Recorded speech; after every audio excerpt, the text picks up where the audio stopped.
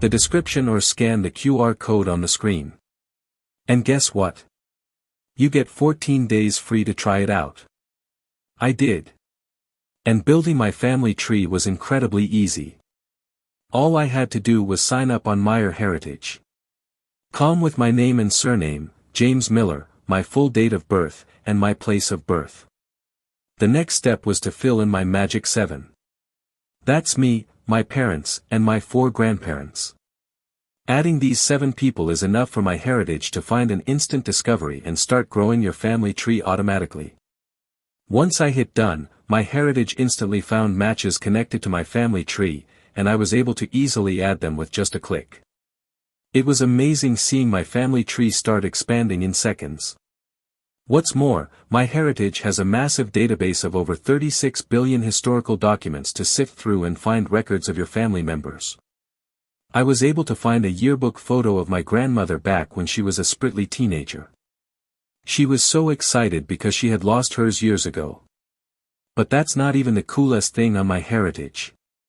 I got to see old, grainy pictures of my great-grandparents come to life using an AI feature. It not only allowed me to put color in the old photos, but I also got to animate them. Cool, right?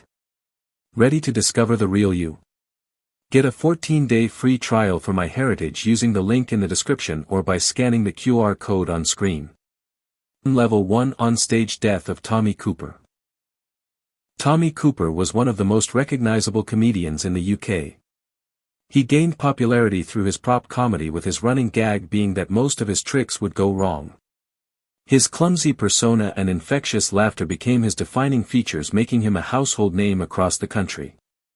On April 15, 1984, Cooper was on the stage of Her Majesty's Theatre in London for his most crucial performance, a live broadcast for the variety show, Live from Her Majesty's. He walked on stage wearing his signature fez and began a routine where he struggled to put on his cloak. For Cooper and his audience, this was completely normal and started just like any other show. The audience just laughed at his struggle. However, the conventional routine became inextricably linked to the accident he sustained immediately afterward. Something that became one of the most haunting things to be captured on live television. They didn't realize what was actually happening. Within seconds, the tone of the skit changed when Cooper fell down and slumped against the backdrop. Even then, the audience was blissfully unaware that he was actually having a heart attack and was struggling to keep himself upright. Once again, they erupted in laughter while the comedian was agonally breathing on the floor. The show was a live broadcast with the entire nation watching it. While the production crew did quickly realize something wasn't right, the very fact that it was a live transmission prevented them from intervening immediately. They sadly had to wait for a few seconds before cutting to a commercial break. As soon as it started, they rushed Cooper to Westminster Hospital, but sadly it was too late and Tommy Cooper was pronounced dead shortly after arriving at the hospital. The tragedy was broadcast to millions on air, with so many of them not even realizing they were watching their beloved comedian take his last breaths. And while one might argue that he died doing what he loved, no one can deny that despite the poetic undertones of his death, it was still exceptionally tragic and haunting. Iranian State TV Hack 2022. In October 2022, the Iranian state-backed brutality that had been festering in the country finally boiled over during a live show that was broadcast to the entire country. Iran had been going through a period of widespread unrest due to a nationwide protest. It started due to the death of Mahsa Amini, a young woman who had been arrested by Iran's morality police for wearing her head covering improperly. According to sources, she had been brutally beaten by the authorities before being forcefully taken into custody. Tragically, her injuries from the confrontation led to her death 3 days later. That's when the people of Iran took to the streets against the government. Iranian leadership tried whatever they could to control the situation, including restricting media coverage and cutting internet access. At the peak of the tension, the entire country was struck by something they'd never expected. In the middle of the evening news on a state-run network, the broadcast was suddenly interrupted by a group of anonymous hackers who ran a protest on live TV. The group Idlat Ali or Ali's Justice broadcast a still poster of the supreme leader Ayatollah Ali Khamenei surrounded by flames. Below his image were 3 young women who had been victims of state brutality after Masha. The poster was captioned, "The blood of our youth is on your hands." The entire ordeal lasted only a few seconds but was enough to cause havoc. Recordings of it went viral online, ultimately making those few seconds the face of the campaign. After the hack, Iranian authorities launched an internal investigation, but nothing could come out of it, and the entire thing was blamed on foreign enemies trying to cause interstate disruptions. South African Parliament fire. On the morning of January 2, 2022, a major fire broke out in South Africa's parliamentary building in Cape Town. At first, it felt like a routine fire brigade job, the kind they probably handled every day. But within minutes, the flames spread out, completely engulfing the complex.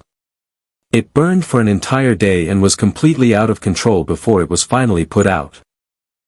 Initially, investigations reported that the fire had started in the old Parliament building. No one could have guessed it would spread to devastate the new one as well. And the timing could not have been worse. Because of certain nationwide events, the Parliament was relatively quiet with only a few guards and staff on duty. When the fire alarms went off the first time around, there was barely anyone present to handle it. To make matters worse, the sprinklers never activated because the valve controlling them had been closed. The fire raged on for 24 hours, and by the time it was contained, the country's most important landmark was already in ruins. By the end, the old building not only had an entire roof collapse, but also had most of its offices and its gymnasium completely burnt. Police later arrested a 49-year-old man, Zandulf Maf, who was found inside the premises around the time the fire started. He was charged with arson and theft, but was eventually committed to a mental hospital on account of being diagnosed with paranoid schizophrenia. Investigations later uncovered even more layers of failure. It was revealed that Parliament's sprinkler systems hadn't been serviced in years. In addition to that, most emergency doors were left open in the building, which aided in the spread of the fire even more.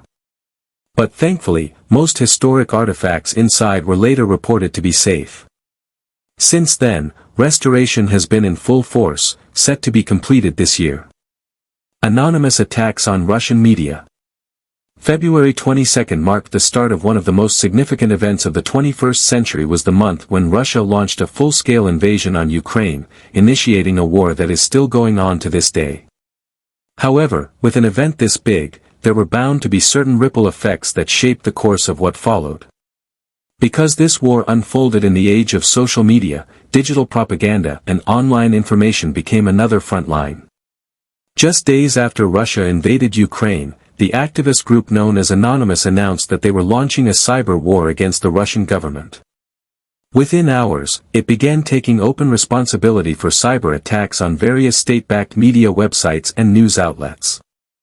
Soon after, what initially seemed like a completely unregulated series of attacks by independent hackers started to connect.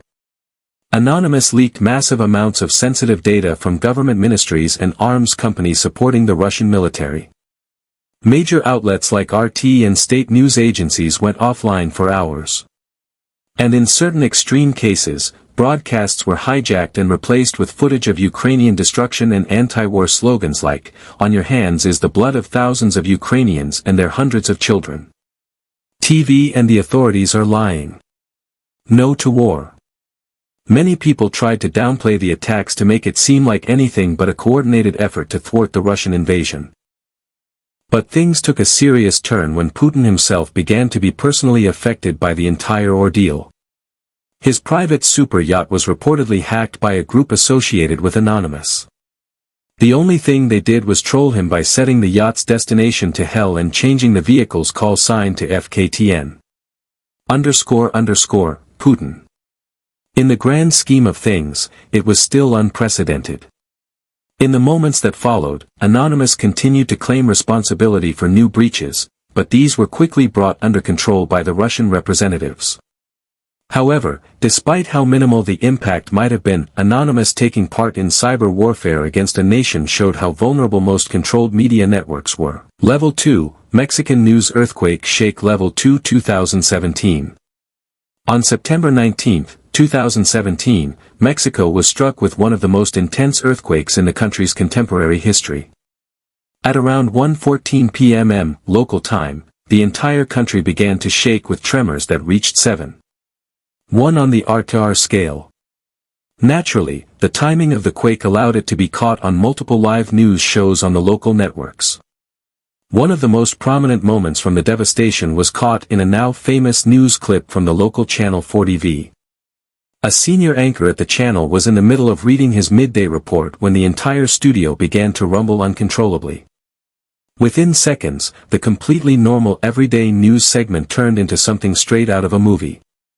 When the earthquake hit the studio, its intensity could be gauged by the main camera's movements. It began to shake abnormally and the studio lights started to flicker on and off. The anchor, who was initially composed and possibly couldn't perceive the intensity of the shake, apologized and left the news desk instantly. But the worst was far from over. After the anchor had left the studio, the camera panned to the scene outside the studio, which showed how absolutely disastrous the earthquake actually was. The shaking on a heavily controlled and mounted camera was so significant that the visuals were almost completely imperceptible. A bird's-eye view of the empty studio was eventually shown with the massive overhead lights swinging like pendulums. The moment was broadcast to millions across Mexico. It became a raw, unfiltered and real-time look into the actual destruction of the quake. It was devastating, killing more than 350 people and leaving thousands displaced and injured. Entire buildings collapsed, leaving victims stuck beneath the rubble for days. The visuals that came out of the event were absolutely heartbreaking. People were seen digging through the debris and rubble with their bare hands to save any potential survivors. The clip from 40 was praised worldwide for not being cut. It showed the world the unfiltered reality of what people across the country were experiencing, allowing everyone to empathize with it. Level 3, Kent State Shooting, 1970. The Vietnam War and America's subsequent involvement in it led to certain events that changed the course of history. Its consequences are ultimately still being remembered to this day. And one such consequence was the Kent State shooting on May 4, 1970. Just days earlier, students at Kent State University in Ohio had been protesting the Vietnam War and the US's invasion of Cambodia. These were some intense protests, but nothing unexpected for organized events. They had been happening all through the country, and the authorities were well aware of their nature. But at Kent, things had spiraled out of control. There were reports of violent clashes between students and local police. According to witnesses, students had been throwing rocks and empty bottles at cop cars and were disrupting everyday traffic by starting fires in the middle of the roads. The demonstrations had started to become so intense that it was now out of the local police's hands. The Ohio National Guard had to be called into the area. This was the moment that marked the start of a confrontation so intense and one-sided it potentially ended in President Nixon's downfall. The fateful May 4th protest started off as completely peaceful with protesters simply gathering around. Like any other demonstration, speakers and activists were delivering fierce speeches to a crowd of almost 3,000 protesters and spectators. They spoke out against the presence of the National Guard and the overall impact of the US's involvement in the Vietnam War. Standard protest stuff, really. However, things veered off course drastically when the National Guard General, Robert Canterbury, unexpectedly ordered all the protesters to call the protest off and disperse. And because energies and emotions were high, their refusal to do so resulted in both sides clashing violently. Protesters began to throw rocks at the guardsmen, who responded by using tear gas on them. Then, just as things started to look better, a group of soldiers turned around and fired point-blank at the crowd. It lasted just 13 seconds. But in that short interval, over 60 rounds were fired, 4 people lost their lives, and 9 were injured. All those who were shot were students at good standing in the university. The archival footage and images that came out of the protest are still some of the most stark examples of state brutality. One image which later won the Pulitzer Award shows a student Mary Vicio kneeling over the dead body of Jeffrey Miller, one of the victims. It was a tragedy that is to this day embedded in the legacy of the U.S. Space Shuttle Challenger. On January 28, 1986, the entirety of America gathered around their television screens to watch the launch of the Space Shuttle Challenger. Being NASA's 25th shuttle mission and the first to include a civilian, it was meant to be a proud moment for the entire country. The civilian in question was a school teacher, Krista McAuliffe, who had won her place on the shuttle through NASA's Teachers in Space program. She had stood out among the 11,000 applicants and was one of the main reasons so many people were excited about this mission. Sadly, even with so many prayers and good wishes, there were concerns behind the scene. The launch had already been delayed several times due to technical issues and bad atmospheric conditions. The extremely cold weather had caused certain parts of the spaceship to freeze over, which was worrying enough. But even more so was the fact that this same shuttle had failed multiple experimental launches over the years. Nevertheless, it was still allowed to take off on the fateful day with 7 crew members on board. The broadcast naturally didn't mention any behind-the-scenes activity, so viewers only saw the countdown, the liftoff, and the cloud of smoke cutting through the sky. However, the broadcast caught something unexpected only 73 seconds into its flight. The shuttle suddenly erupted into a cloud of smoke, splitting into 2 trails midair. For a few seconds, the entire world was stunned into silence. Even the Mission Control Center wasn't sure what just happened. The crowd below kept cheering, believing this was part of some standard flight procedure. However, a few seconds in, someone from Mission Control finally announced that the vehicle had just exploded and that they were checking in with the recovery forces to see what could be done at this point. Unfortunately, the fates of all 7 people aboard the shuttle had been sealed. The feed kept going and showed pieces of the vehicle falling into the ocean. Within minutes, the celebration had turned into one of the most haunting live broadcasts in television history. After 3 months of extensive recovery and search efforts, the crew compartment was recovered with human remains still inside. It was later deduced that several of the crew members had been alive during the initial explosion, but they sadly could not survive the impact with the ocean floor. In the aftermath, NASA suspended all shuttle missions. Investigations revealed that a failed O-ring seal in one of these solid rocket boosters had caused the disaster, a tragedy that is still remembered and condemned to this day. Level 4, Tyren Nichols beating. On January 7, 2023, at around 8:30 p.m. 5 officers from the Memphis Police Department Scorpion Unit pulled over a 29-year-old man. The man in question was Tyren Nichols, who was apparently stopped for an alleged reckless driving charge. But by 9:18 p.m. Nichols was admitted to a nearby hospital on the verge of losing his life. Whatever happened during those few moments of confrontation between the 29-year-old and the cops ultimately ended in the young man's death. Tyren Nichols was a FedEx employee and photographer from Memphis who was simply driving home after a hard day at work. He was only 2 minutes away from his mother's house when he was stopped by the MPD. The initial body cam that was later released seemed all over the place. It showed officers shouting conflicting commands at the victim as he tried to comply. And after being tackled and pepper-sprayed several times, he eventually broke free and tried to run. Naturally, that didn't sit right with the officers who chased him down the street and began hitting him with batons and tasers. The footage basically showed 5 officers surrounding a completely helpless man, taking turns hitting, kicking, and beating him. All while Nichols was crying out helplessly for his mother.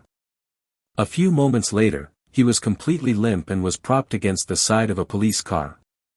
5 officers stood around him and discussed their harsh treatment of him in grim detail as the poor man took his last breaths. The medics arrived soon after but refused to give Nichols the help he needed. He was taken to the hospital almost 16 minutes after his assault. Tyren Nichols died 3 days later in the hospital and the footage sparked nationwide outrage and protest. The officers involved were fired and charged with secondary Muralscu execution. Romania's last dictator Nicolae Ceausescu had ruled the country with an iron fist for more than 20 years. Although he had been comparatively less strict of a communist ruler in the early years of his tenure, it changed drastically later on. He controlled the country and its people purely through fear and oppression, which he would employ very generously. Nikolai was not afraid to use fascist tactics like his secret police to illegally detain anyone and everyone who opposed him. He also did not care about the well-being of the common man. His utterly destructive policies for rebuilding Bucharest into a contemporary city were a perfect example of this. Coming at the expense of its century-old infrastructure, he took loans, drained the country's finances dry, and even made basic necessities expensive just to see his dream through. However, what truly marked the beginning of his end was not his tyrannical policies, but the absolute horrors he committed in the town of Timisoara. What started as a small protest over local grievances in Timisoara became a full-blown anti-government demonstration hours later. Naturally, a dictator like Nikolai didn't take well to being questioned. So instead of talking it out, he ordered an absolute massacre of the locals at the hands of the military and his secret police. Multiple men, women, and children were killed by open fire and their bodies were reportedly dumped in mass graves. That was the beginning of a few days' revolution which ended with Nikolai being removed from office in the most abrupt way possible. He initially organized a mass gathering in Bucharest as a way to re-establish the people's support for him, but that backfired completely when the originally pro-Ceausescu rally turned completely anti-Ceausescu. They totally rejected his claims of anti-Romanian powers, causing unrest, and began to boo him off the stage on live TV. That moment was then immortalized as one of the most important events in Romanian history. After that, things changed for Nikolai, his wife Ilana, and Romania very drastically.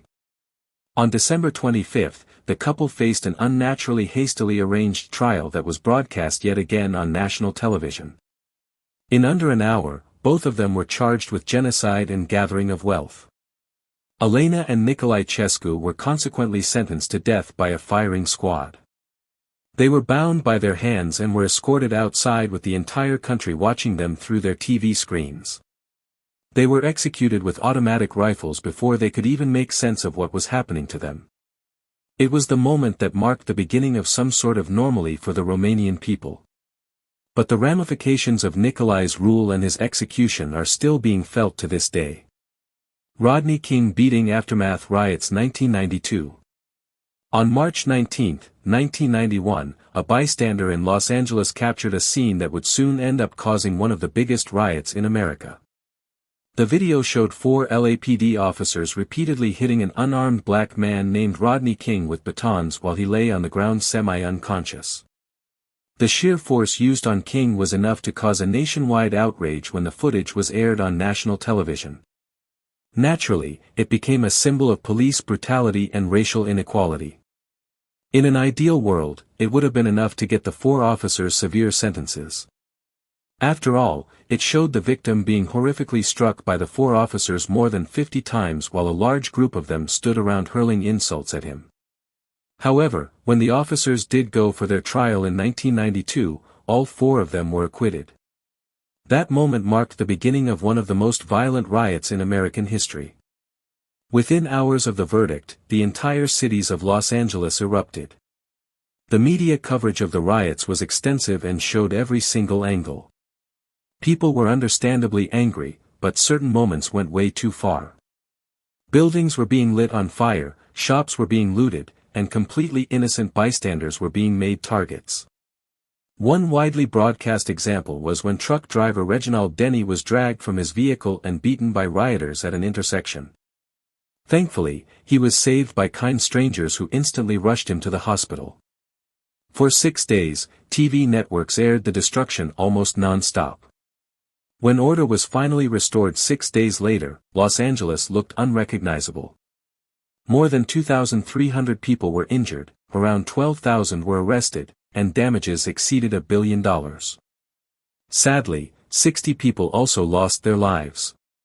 While that did finally start a much-needed conversation about racial inequality in the country's law enforcement, it also came with a very high cost. Level 5, O.J. Simpson Bronco Chase. The TV was showing regular Friday evening programming on June 17, 1994, when everything suddenly switched to surreal footage of a car chase. Everything from normal shows to sports coverage and even the NBA Finals were interrupted. It was the live broadcast of a white Ford Bronco moving down a Los Angeles freeway with dozens of police cars behind it. Inside the vehicle was the former football star, actor, and now wanted man, O.J. Simpson. He was on the run after failing to turn himself into the police and ended up the target of a manhunt. But unlike a normal high-speed chase, this one was not speeding along. The Bronco just crawled along the highway at around 64 kilometers per hour, followed live by news helicopters broadcasting to nearly 95 million viewers. It was driven by Simpson's friend A.C. Cowings while he himself was in the back with a gun in his hand. All throughout the chase, Simpson held a gun to his own head and threatened to pull the trigger unless he was taken to his house. Eventually, the public finally caught a whiff of what was happening and began lining up in the overpass, waving and holding signs as the cars passed. On the other hand, police were constantly negotiating with Simpson over the phone so that he would turn himself in. Everything finally calmed down after more than an hour when Simpson's car finally pulled into his Brentwood home. He stepped out and was promptly taken into custody. By the end of the night, the chase had become one of the most watched live events in television history. Simpson was eventually acquitted, but ended up having a very complex history with law enforcement. Although his dream team of lawyers managed to create significant doubt with the jury, most people still believe he was fully guilty of his ex-wife and her friend. Munich Olympics attack. The 1972 Munich Olympics was the first Olympics held in Germany since 1936. It was supposed to be a gesture of rebuilding and peace after the World Wars, but ended up being one of the most devastating events in history. In the early hours of September 5, 1972, 8 men dressed in tracksuits climbed over a fence carrying duffel bags with rifles and grenades. They were part of a terrorist group Black September and had plans of taking the Israeli teams hostage as a part of a release plea for Palestinian prisoners. They entered the Israeli team's quarters in the early hours of the morning as the athletes were sleeping. 2 of the hostages were killed early on during the struggle while the other 9 were taken alive. Within minutes, a large number of police and journalists crowded outside the building trying to make sense of the situation. However, one thing was clear. Since the situation was being broadcast live, the attackers could see everything, too. So, most rescue attempts ended in failure because of the very public dissemination of information. Eventually, negotiations started with the kidnappers that stretched through the entire day.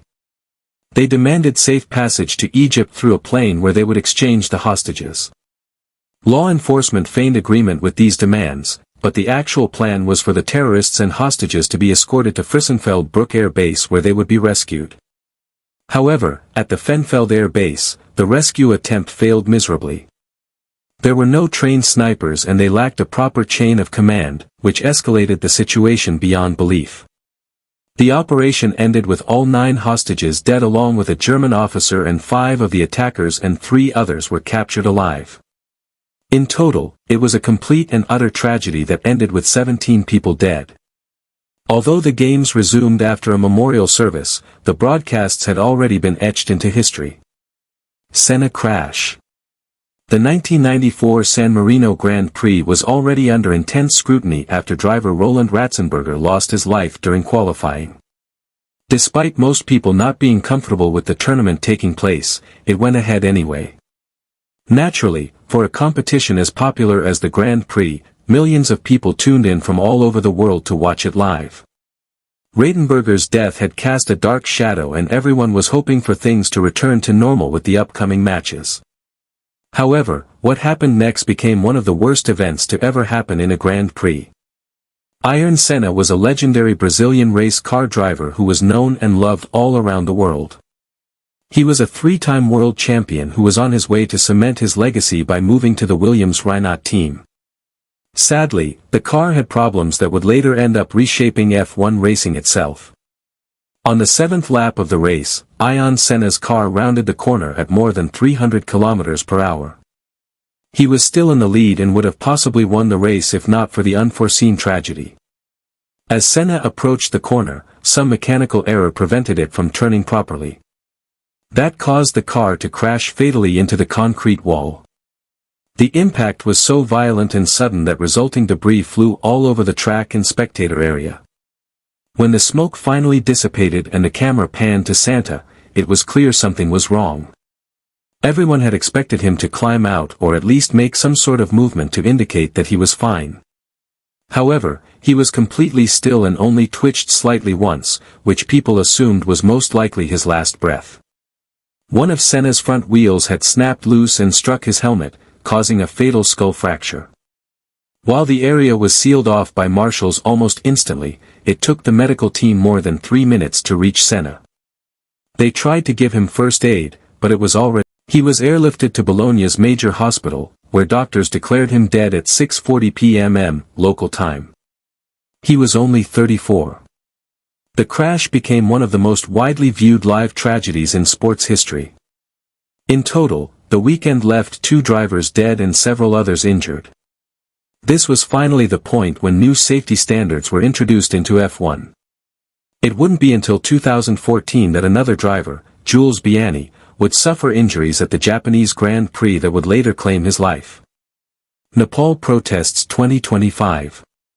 On September 4, 2025, Nepalese government declared that 26 social media platforms including Facebook, Instagram, WhatsApp, YouTube, and X would be banned in the country unless they registered with authorities.